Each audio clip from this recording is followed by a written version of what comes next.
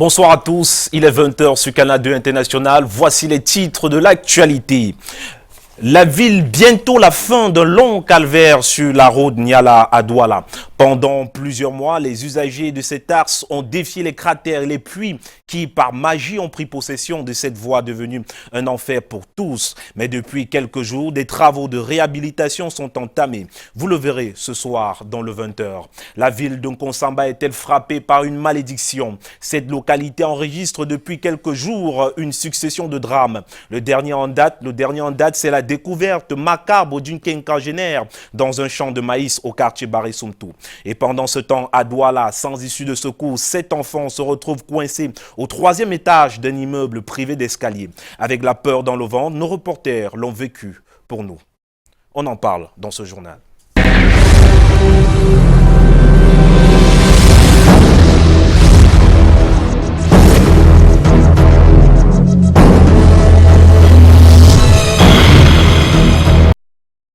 Bienvenue à tous. Cette ville est-elle damnée? Nkonsamba, puisqu'il s'agit d'elle, enregistre une succession de scandales et de drames.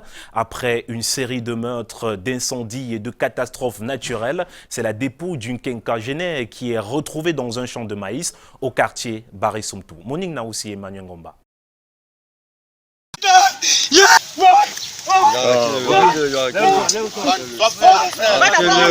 Une mort subite à l'origine de ces cris de détresse à Nkonsamba, au quartier Baré-Soumtou Aviation. La nommée Mandali, âgée d'une 50aine d'années, a été retrouvée allongée raide à même le sol dans un champ de maïs, quelques minutes après avoir échangé avec ses voisines. L'alerte est donnée par sa petite fille de 5 ans avec qui elle cheminait.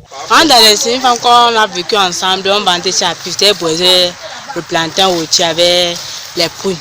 Depuis certain temps, on ne la voyait plus, on disait qu'elle était malade. Nous étions ici aujourd'hui, comme vient nous annoncer qu'elle est venue ici, elle est tombée et qu'elle est morte. Sans taper ses ailes, fuir sur les champs, là, 50 minutes, même pas une minute, elle est morte comme ça. Cette femme retrouvée morte vient rallonger la liste des scandales et catastrophes enregistrés en l'espace de 4 jours en Nkonsamba. 24 heures plus tôt, c'était l'assassinat d'un homme de 61 ans par son fils de 22 ans, l'incendie d'un bâtiment administratif de la communauté urbaine de Nkonsamba, l'érosion du mont Lonako, entre autres. Et l'actualité, c'est donc cet autre drame, plus de peur que de mal au quartier d'Ombon à Douala. Un bailleur décide de casser les escaliers de son immeuble sans en informer ses locataires. Conséquence, 7 enfants ont été ainsi coincés au 3e niveau sans issue de secours. Plus de détails avec Alex Lembe et William Nebou.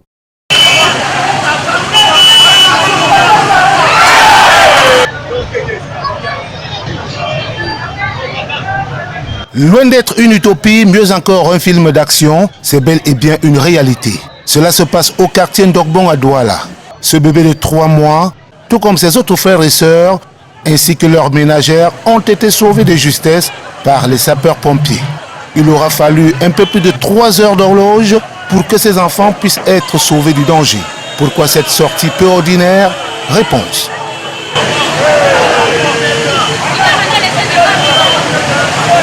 Les escaliers de l'immeuble s'écroulaient déjà. On a fait part au bailleur. Alors, il a décidé de faire les travaux. On a fait une assise. Ils ont dit qu'avant de faire les travaux, ils vont nous demander d'évacuer. Mais le moment venu, ils ne nous ont pas demandé d'évacuer. Ils ont seulement commencé les travaux. Depuis hier, les escaliers n'étaient pas en bon état. Aujourd'hui, moi, travailleuse, je viens à 13h pour allaiter le bébé que j'ai. Je ne peux pas monter les escaliers parce qu'ils ont cassé complètement, il n'y a pas accès. Le propriétaire des lieux, approché par notre équipe de reportage, n'a pas souhaité s'exprimer. Pour certains riverains, il aurait plutôt exploité ce temps passé par les sapeurs-pompiers à échafauder un escalier temporaire. Moi, je pense qu'on pouvait construire les escaliers avec les planches pour faire facilement descendre les échelles, pour faire facilement les gens. Parce qu'ils ont fait déjà presque 3 à 4 heures de temps. Si on avait fait les échelles, ça devait facilement descendre les gens et un peu plus vite.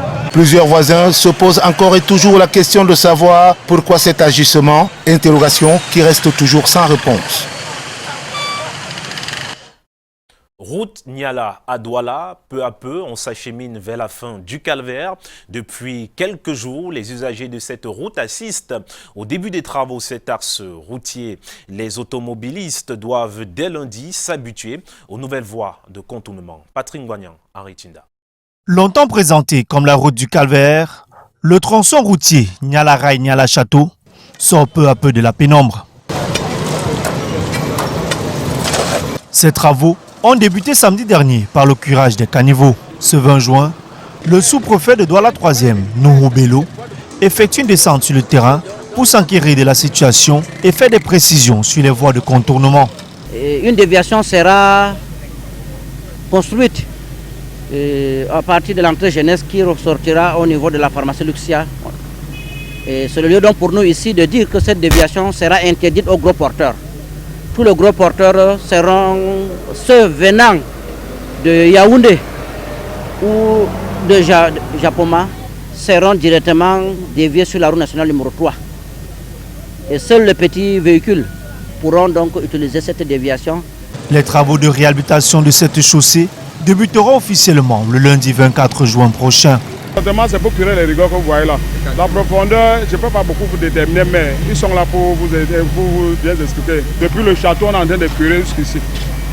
On est déjà vers le lycée. Cette tronçon est prioritaire parce qu'il faut déjà permettre aux eaux de grainer avant d'aménager la déviation pour la circulation des véhicules. Car ce tronçon doit être tout à réménager d'ici lundi. Et pour la bonne marche du chantier, des petits désagréments seront observés tout le long des travaux. Certaines casses sont même prévues dans les jours à venir pour faciliter les voies de contournement. Difficile est la gestion des réfugiés à Menganga. Les difficultés financières que connaît le Haut Commissariat des Nations Unies en charge des réfugiés au Cameroun ont un impact direct sur l'encadrement de ces derniers, notamment dans les domaines de l'alimentation et de la santé. Révélation faite au cours de la célébration de la Journée mondiale du réfugié. Eringele, reportage. Les messages de leurs chansons sont tirés de la crise centrafricaine. Réfugiés au Cameroun, il n'y a pas dès lors meilleur ambassadeur de la paix. Et le message, l'Afrique pleure parce que le sang coule, il y a le sang des Africains qui coule. Et c'est pour cela que nous voulons la paix. Et toujours on conseille les gens de déposer les armes. Donc vivre ensemble. La paix, elle aussi n'a que ce mot à la bouche. Mais à 19 ans, Amratou a déjà connu un mariage et un divorce. Dans cette commune, plus de 7000 réfugiés centrafricains vivent dans le camp de Ngam et on pourrait avancer le même chiffre pour ceux qui vivent dans les villages. Tous disent que les coupes financières connues par le Haut Commissariat des Nations Unies pour les réfugiés ont un impact considérable sur leurs conditions de vie. On a beaucoup de problèmes pour manger là. Maintenant, on a ce qu'on appelle CBT, on donne le téléphone.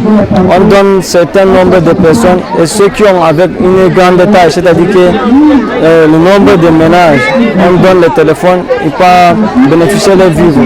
Mais certains qui n'ont pas le téléphone là, vraiment, ils souffrent beaucoup. Il remercie toutefois la solidarité internationale et le Cameroun pour l'hospitalité. Nous sommes là, l'OHCR, avec ses partenaires, mais aussi avec les autorités, pour essayer de trouver des solutions à ces problèmes. Nous pensons que c'est un accompagnement suffisamment positif, qui demande d'ailleurs à être davantage intensifié. Et le thème d'aujourd'hui nous y interpelle davantage. Autour du thème de cette édition, à savoir « Avançons avec les réfugiés », plusieurs actions majeures ont encore été posées ce 20 juin à Menganga pour leur autonomisation. Et comment optimiser la prise en charge des victimes au front dans les zones en insécurité au Cameroun? La Société camerounaise d'anesthésie, réanimation et médecine d'urgence répond par la mise à niveau des médecins. C'est l'objet de la deuxième journée thématique ouverte ce jour à Yaoundé. Arnaud Ngefak, Lumvodo. Nul n'entre ici s'il n'est médecin. Spécialité requise, anesthésie, réanimation et médecine d'urgence. La deuxième journée thématique de la Société camerounaise d'anesthésie, réanimation et médecine d'urgence, justement ouverte à Yaoundé, est centrée sur une adaptation au contexte actuel du pays. Vous savez qu'on a des soucis dans notre pays au nord-ouest, au sud-ouest, dans le Grand Nord. Il est donc important pour nous de remettre à niveau les différents professionnels qui sont au premier plan dans la prise en charge de ces catastrophes. Le thème choisi, urgence et anesthésie-réanimation en situation de crise et de conflit. Les enseignements sont taillés à la mesure du besoin sur le terrain. Vous avez par exemple les thèmes qui portent sur l'anesthésie lors de la situation de guerre. Vous avez par exemple le polytraumatisé que l'on rencontre au cours de situations de guerre. Vous avez les blessures par balle, les blasts. Vous avez par exemple la réanimation sur place du blessé avant le transport. Et vous avez également le transport médicalisé de ces patients-là vers les centres hospitaliers ou alors vers les structures d'accueil de proximité. Les participants sortiront de là bien parés à toute éventualité. Et reparlons de la journée deuil national au Cameroun. À Saint-Mélima, ce deuil a été suivi par les habitants, une journée qui a plongé la ville dans une tristesse énorme. Monique Naossi revient sur cette journée. Saint-Mélima, une ville en berne de par la position des drapeaux dans tous les édifices publics de la ville ce vendredi. Le deuil national y est respecté conformément au décret présidentiel pour rendre hommage aux 17 soldats tués à Darak la nuit du 9 au 10 juin dernier. D'autres citoyens rencontrés dans la ville n'ont aucune idée de ce que signifie cette journée. Une journée de deuil national diversement vécue. Nos enfants qui sont déjà morts. Donc ça nous fait mal au cœur. Parce qu'on ne sait pas ce qu'on peut faire avec le problème de Boko Haram là. Ça va finir nos enfants, on ne sait pas ce qu'on va faire. Les femmes ont eu leur mot à dire. Fréquente, le travail il n'y a pas. Quand il s'agit que l'enfant part travailler, tu entends seulement que il est mort. Même le corps, vous ne pouvez pas voir le corps de nos enfants. Ils partent comme ça. C'est-à-dire le Cameroun est triste aujourd'hui. C'est le problème des enfants. Les enfants sur qui nous on compte, c'est ces enfants-là qui sont en train de partir. Et qu'est-ce qui va devenir dans la vie de demain? La vie de demain, c'est les enfants. Et voilà ces enfants-là, quand on envoie l'enfant à l'armée, mais les enfants, ce n'est que les cadavres qui viennent. Qu'est-ce qu'on doit donc faire quand les cadavres viennent? Pendant la nuit du 9 au 10 juin dernier, 17 soldats camerounais et plusieurs civils ont perdu la vie à la suite d'une incursion de la secte Boko Haram. Et en réplique, 60 éléments de cette secte ont été neutralisés selon l'État du Cameroun. Parlons d'agriculture à présent dans ce journal. Le cacao camerounais fait l'objet de nombreuses convoitises sur la scène internationale. La Confédération des chocolatiers de France est particulièrement intéressée. Une journée de dégustation des fèves camerounaises s'est tenue ce samedi à Yaoundé, occasion de soulever les préoccupations des producteurs et de proposer des solutions pour un cacao camerounais plus appétissant. Brad Kamga, Ubenouché. Le Cameroun dispose des fèves d'excellence de cacao qui font saliver chocolatiers et confiseurs de France. On a des qualités organoleptiques sur cette fève du cacao qui sont vraiment puissantes, une acidité très élégante, pas sans astringence, de la fleur, du fruit, donc c'est vraiment une typicité particulière. La fève du Cameroun, moi je la reconnais entre 10 000. Voilà qui justifie la présence une fois de plus de 11 maîtres chocolatiers qui, après l'achat des fèves et transformation, sont revenus au Cameroun pour une journée de dégustation ce 22 juin à l'hôtel Montfébé de Yaoundé. Il y a du goût et pour les producteurs locaux, la Confédération des chocolatiers de France peut faire mieux. Nous attendons que les prix soient améliorés. Nous avons besoin d'être préfinancés. Nous avons besoin d'élargir le tissu des infrastructures. Il nous faut des accompagnements. Il faut mettre plus de centres d'excellence, des centres d'excellence plus proches des bassins de production. Les Français disent oui. Le ministère camerounais du commerce, lui aussi. Également, élargir le champ des acheteurs de ce cacao au-delà de la seule Confédération des chocolatiers et confiseurs de France. Mais cela ne suffit pas.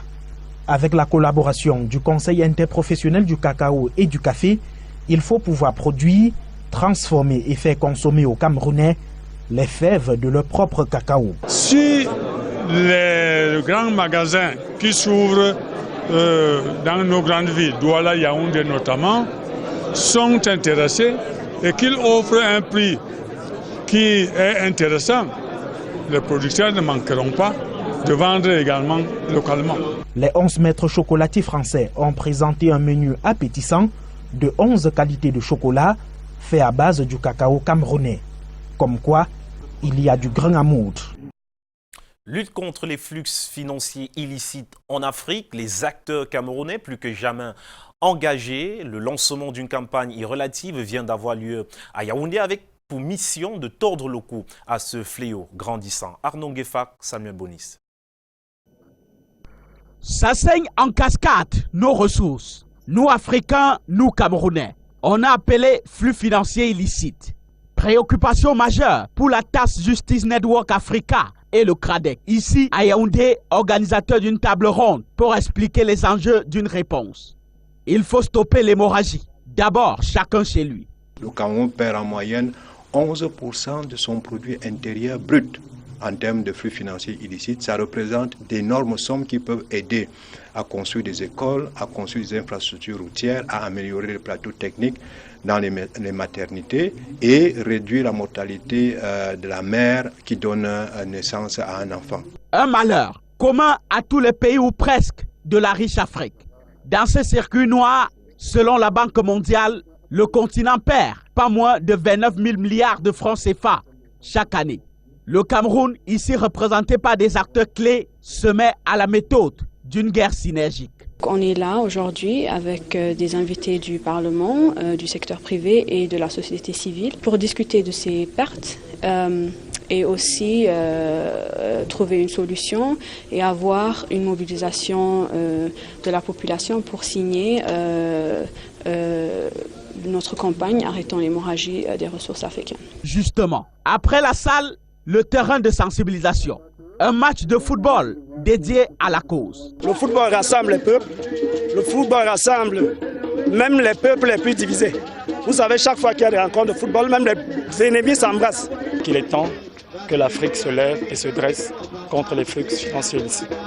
Et quand les tambours de l'Afrique résonnent, ces dieux entendent et réagissent. Ce sera pour la fin de l'hémorragie.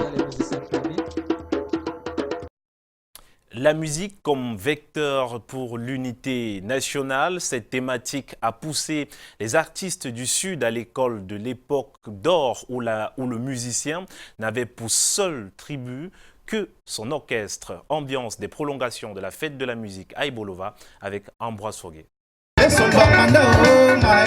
Les Ducs de Bafoussam, les Los Camaroès, les Titans de Garoua et j'en oublie certainement, de beaux exemples de l'âge d'or. Évocation hier à Ibolova de cette époque où la musique camerounaise, vecteur puissant de communication, en plus du paramètre esthétique avait le langage universel.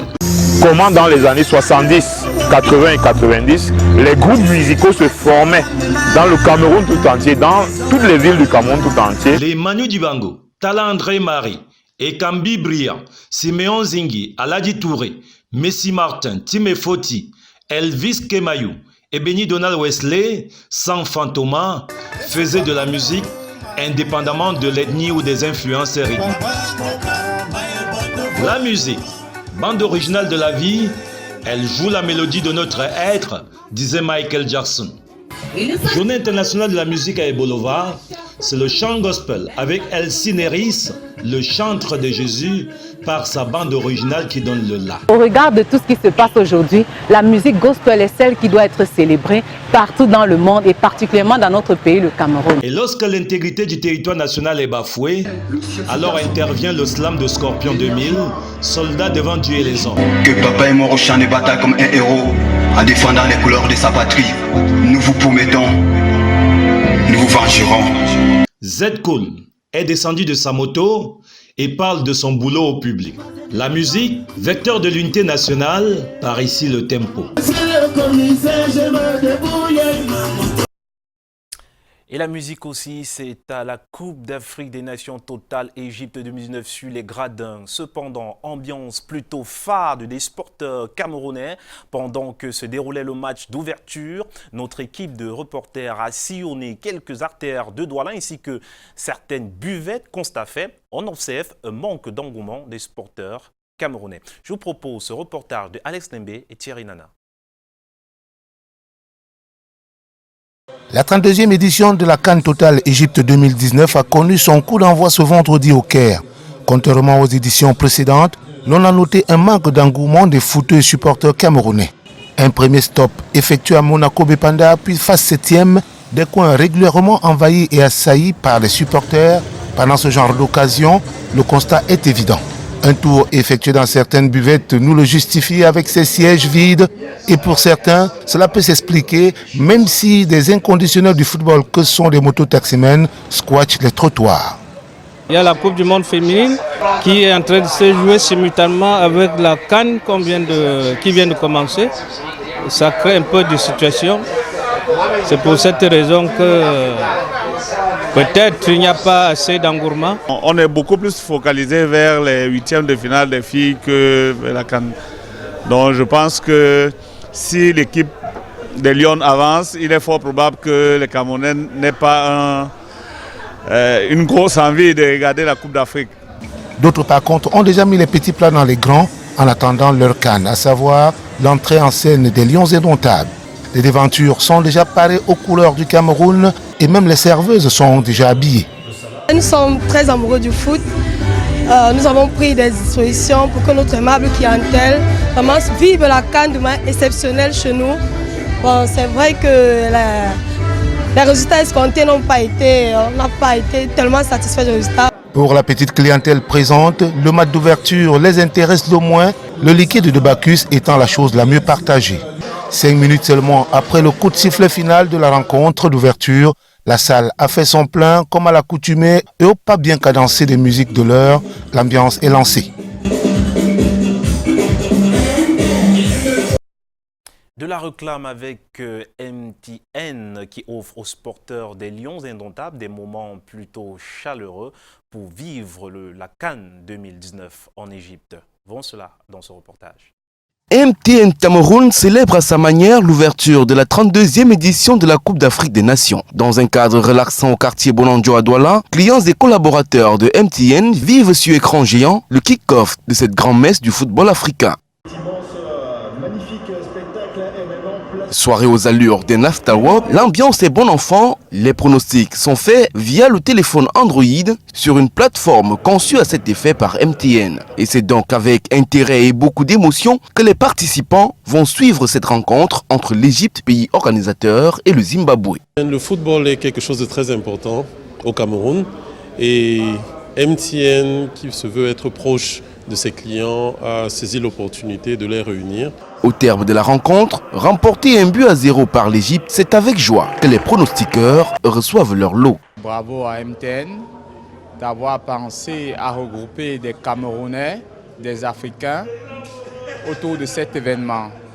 Je suis très ému, très content d'avoir passé ce beau moment, d'avoir célébré l'Afrique avec tous les Africains de MTN. Des soirées comme celle-ci vont être vécues jusqu'à la fin de la CAN le 19 juin prochain.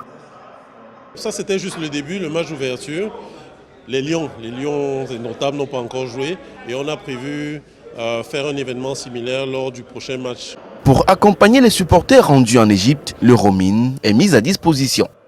Donc pour ces clients-là qui sont en déplacement pour l'Égypte, ils n'auront pas besoin d'échanger de téléphone, ils n'ont pas besoin d'échanger de SIM.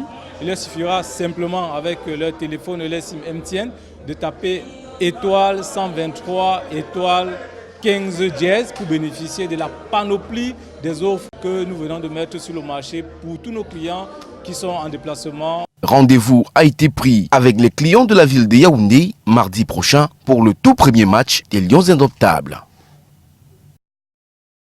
Le stade Sopo de Bonapriso à Douala a accueilli plusieurs joueurs de football nationaux et internationaux. Ces derniers se sont retrouvés à l'initiative de François Moubandé, l'international suisse d'origine camerounaise qui a voulu communier avec ses amis d'enfance sous le regard du chef du canton Bel.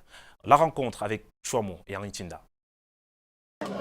François Moubandé reçoit la bénédiction du chef du canton Bel ce matin à l'occasion de son match de gala au stade Sopo de Douala.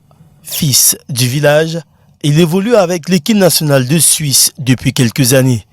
Moubandé n'oublie pas ses origines.